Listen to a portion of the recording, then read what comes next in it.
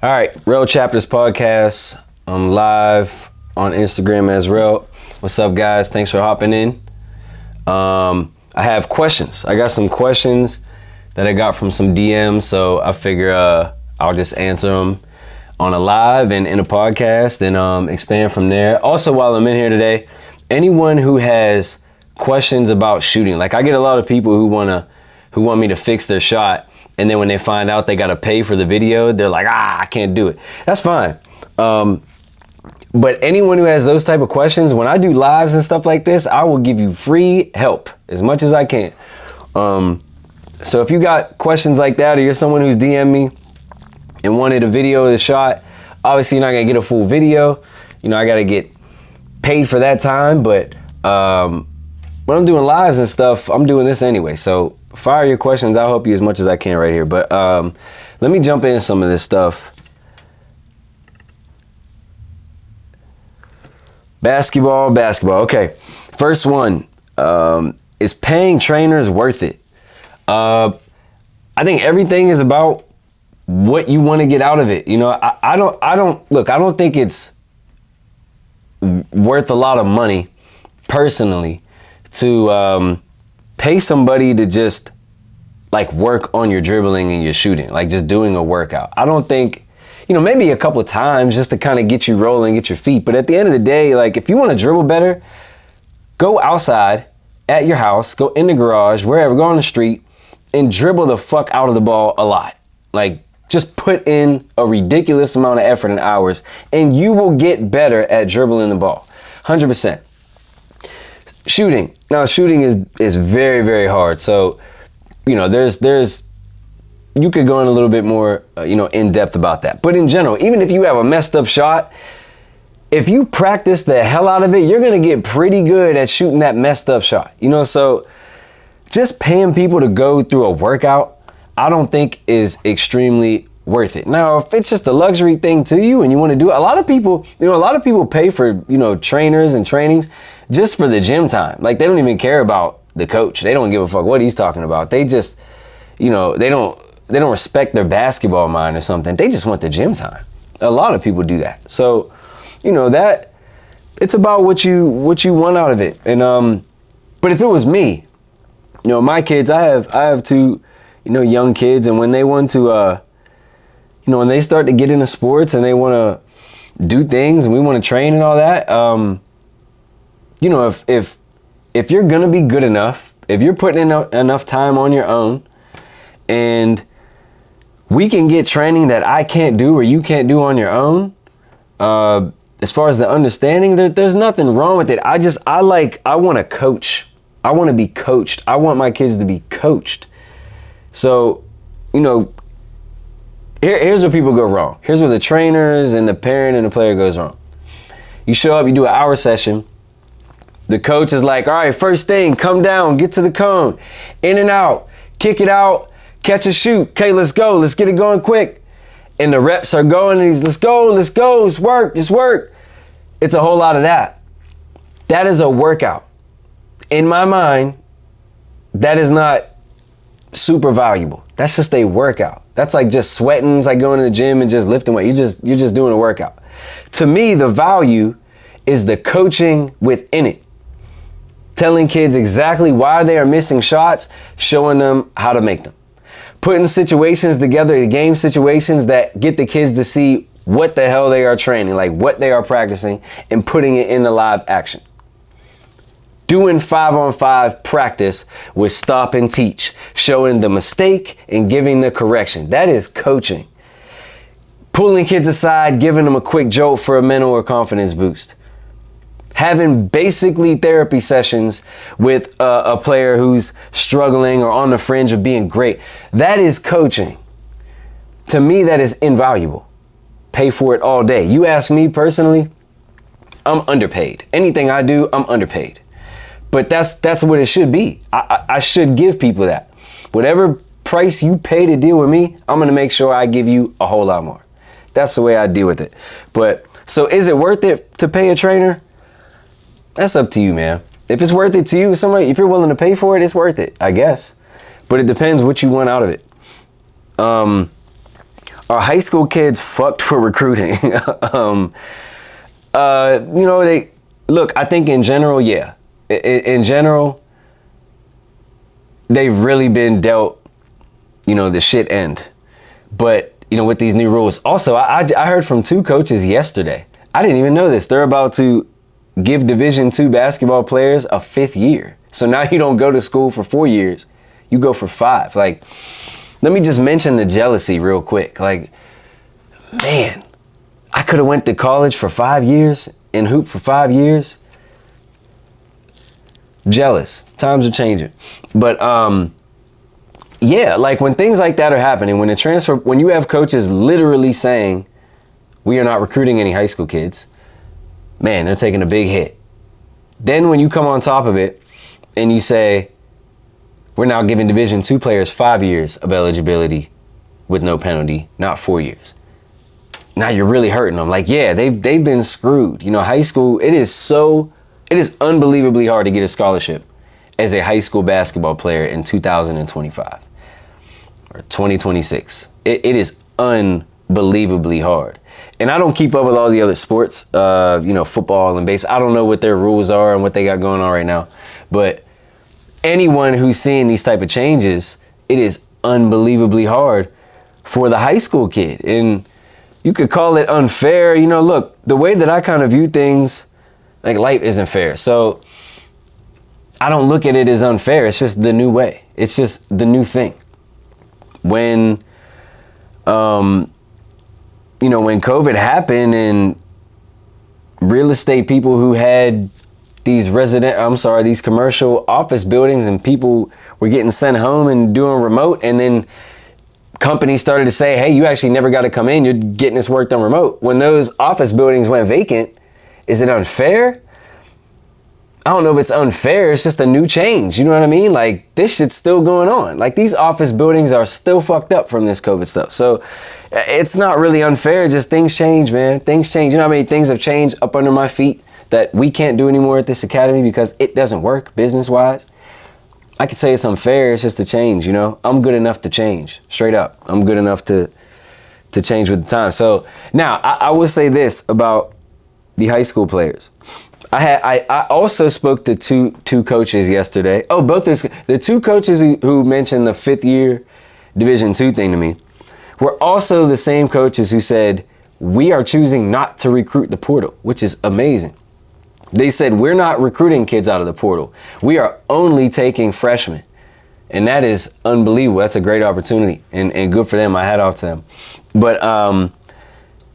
But the way that they're looking at it, here's the catch. The catch is when you come in, you have to be good enough to get in the game and contribute year 1. So they're not recruiting the portal. They want freshmen only. But they're looking at it as this kid has to be ready, though. There's no development period. There's no grace period. So, that is just, again, is it unfair? I guess in the moment it seems unfair, but it's just the new way. So to me, it's just like, all right, we just change our mindset. I need a kid mentally prepared and ready to play college basketball earlier than I did 5 years ago. So your message changes. The sense of urgency is heightened, and we go about it how we have to. So yeah, I mean, they've been dealt a shitty hand. But now the other thing is, you got to try to see glass half full. I said this many times. I just reused the clip the other day and put it out. To me, if it's going to take you longer to get to college and longer to graduate college, you have extended your youth. Ask your 58-year-old father if he loves being 58 more than he loves being 18 or 28. He would tell you absolutely not, unless he had a horrible upbringing or life or something like that. But in general, people want to be young. They want to be older. They want to be younger. Life is unbelievably precious, and as you get older, you see that more and more. So that's why you want to be young. You know what I mean? But I say that to say you're extending youth as far as life operation. You don't have to pay bills as early. You don't have to get a job as early. You don't have to grow up as early, although it would be wise of you to try. shit, even other things like, you know how many, I'm not gonna go way here, but I'm just making a quick point. You know how many people are like 30 years old and still can't get a boyfriend, girlfriend, can't get married, whatever. Like they're still dealing with those troubles, which is probably the majority of people. That's easier when you're in college. It's easier to meet people. It's easier to have relationships. You get out of college, if you graduate college at 21, and you're not like still acting like a child out at bars, going out there, like where are you gonna meet people? It's fucking tough. I never had to deal with that, but I could imagine. You know what I mean? So extend youth. Like I look at it that way. Okay, great. We get to extend our basketball career. That's how I would look at it. But yeah, it is awfully tough, and high school kids have been dealt a tough one. All right, next question. How can a high school kid be ready to contribute first year at D1 level? I was kind of just hitting on that. It's two things. It's mental and physical. Your body has to be ready now. So naturally, they're probably going to be looking at even bigger athletes. You know, 5'10" is probably no longer going to cut it. Not that it won't happen, but you know, ain't nobody looking at no 5'10" kid. So you need to have some size. And you can't graduate high school 145 anymore. You know, those days are over. They are looking for college-ready bodies, you know? And, you know, as a guard, from my experience, the players that I've dealt with, when I speak to the coaches, the ones that the coaches are interested in immediately are the guys who are like 6'4", 180. Those are the ones they want to have the conversation with. When I try to put them on the 6'1", 170 kid, they don't really have much interest, man. They're like, yeah, he's good, he's talented, but that's typically what I'm seeing. So you need to have, the frame needs to be there. You need to have a college-ready frame, and the mind has to be there. What does that mean? You know, hey, what's up, Ian? Ian Herring is in there. Ian is going into the second year at IUP. Ian is very talented. He was very talented from the time I met him. I think I met him when he was a sophomore or the end of his sophomore year in high school. He's a great example. At that time, Ian just needed to mature in basketball. Like he just needed to learn what it meant to play hard. Like there's a simple thing. Everybody needs that shit. Every player needs that. But like, what is help defense really? What is sense of urgency really? Like he just needed to learn those things. Those are the things now that a kid has to have in order to get on a Division I or any division school and play. You can't still be lollygagging and leaking out when the shot goes. When you're on defense, you can't be leaking out waiting for someone to throw you the ball instead of boxing out. Like that's what high school kids do. You know what I mean? You could have a kid 6'8", 230, but still immature and plays like a high school kid and doesn't box out and get as many rebounds as he's gonna need to at the next level. When that happens, that kid's not ready. Like these coaches can no longer take those kids. They can't take a gamble on a kid off of potential anymore. That kid needs that 6'8" frame, and he needs to have the mental maturity to understand what basketball is about, how you play a full game, and how you win. Those are the two things. Now, it's always been that in reality. Like that's always been the formula. It's just heightened. There's no room, there's no margin of error anymore. That, you know, this person asked that question, how can they contribute? That's how they contribute year one. They're physically and mentally ready today. You know, a lot to ask. It has made that percentage shrink smaller and smaller. I don't know what, I would like to chat GPT, what is the percentage chance that a high school kid is going to play Division I basketball now, these days? That percentage has shrunk from what it was a few years ago. And that percentage was always small because most people you meet are not going to be physically and mentally equipped at that level as a high school kid. It's just the truth. All right, last question. How do we know which AAU program to choose? I've answered this question so many times over the years. It's a common one. For me, you know, actually, hold up. I have a different answer though. I have a different answer now. Right now, I wouldn't even worry about that shit. Like, first of all, if I'm a middle school or elementary kid, the term or phrase AAU is not even in my brain. Like, we're not even talking about that shit. I'm only trying to get as mentally and physically prepared and develop those two things as much as possible, okay? If I'm in high school, I'm still not worried about what AAU program I'm playing for unless I am literally like a top 200 kid in the country. That is the only time I'm going to concern myself with that. And even those kids still are wasting their time and effort trying to figure out what AAU program they're playing for, because these coaches ain't recruiting no high school kids anyway.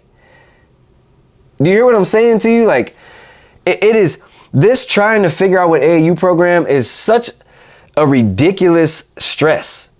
Like, it's just hoops, first of all. Just go play. Like, go play anywhere. If you can hoop, you can hoop. If you're going to get in someone's chest and make it tough for them to handle the basketball, you're going to do that. And this gym, that team, it doesn't matter. You are a baller, period. That's how you operate. If you can get a bucket and you can shoot, you can handle, you are going to do that shit anywhere. Anywhere. So for not talking about college recruiting, which for 99.9% of you we are not, because it's just not relevant right now. If we're not talking about that, all we're talking about is playing basketball. And if we're just talking about playing basketball, you just need to be good so you can get in the game and do something. That's it. End of story. Like if I had a child right now, if my daughter was a ninth grader and she's hitting me with all these AAU questions, I'm telling her, like, again, unless she's top 100, I'm telling her, me and you are not going to discuss you got it. You got it. Do what you want to do. Don't ask me about your basketball career anymore if you're going to keep asking me these ridiculous questions, because we got bigger problems than this shit. Okay? That is not what we need to be focused on. We need to be focused on you being physically and mentally prepared. And you do not need to play on any AAU team in order to do that.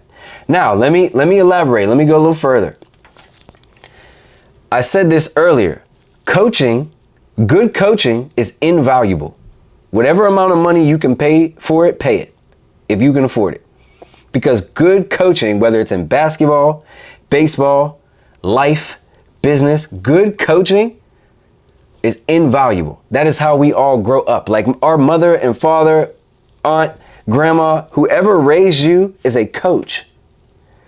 You understand? They showed you this is how you do things and then you followed it, right?